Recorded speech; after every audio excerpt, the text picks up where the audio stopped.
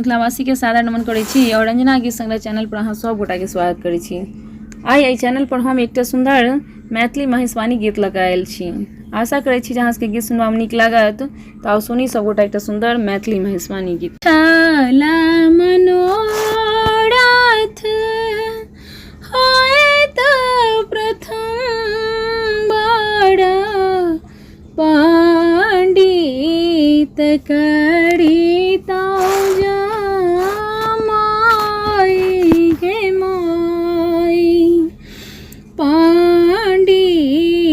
करिता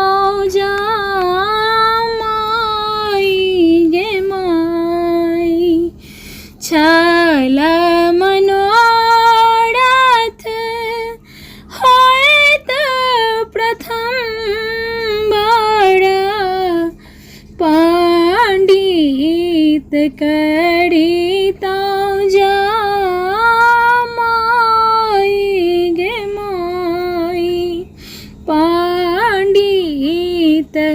करिता माई गे माई। हमरा मनोरथ दैवो ने बुझलनि, हमरा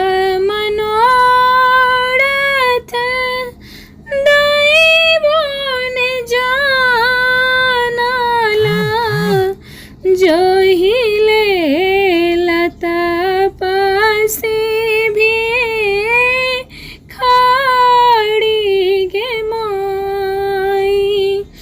जोहिले तपस्वी भी खड़ी गे माई।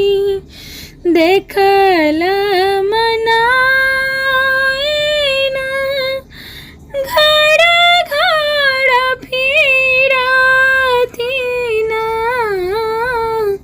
देखल मनाइना घर घर फिरथिना, अब कौन करबा पाई गे माई। अब कौन कर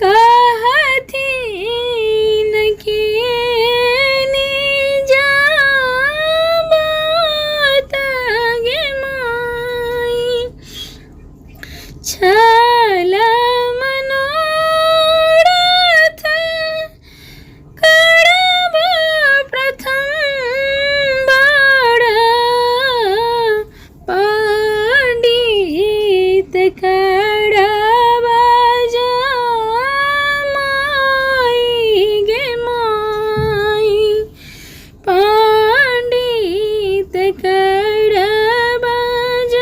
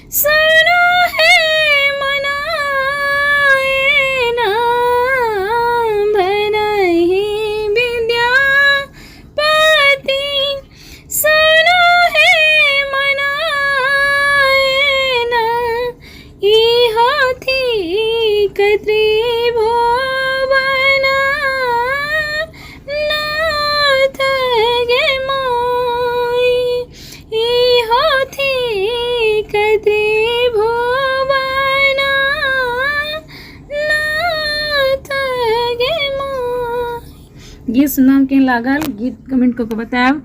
गीत नीक लागत तो गीत के लाइक करब, चैनल के सब्सक्राइब करब और गीत के शेयर करब। गीत सुनबाक लेल अहाँ सब गोटा के धन्यवाद।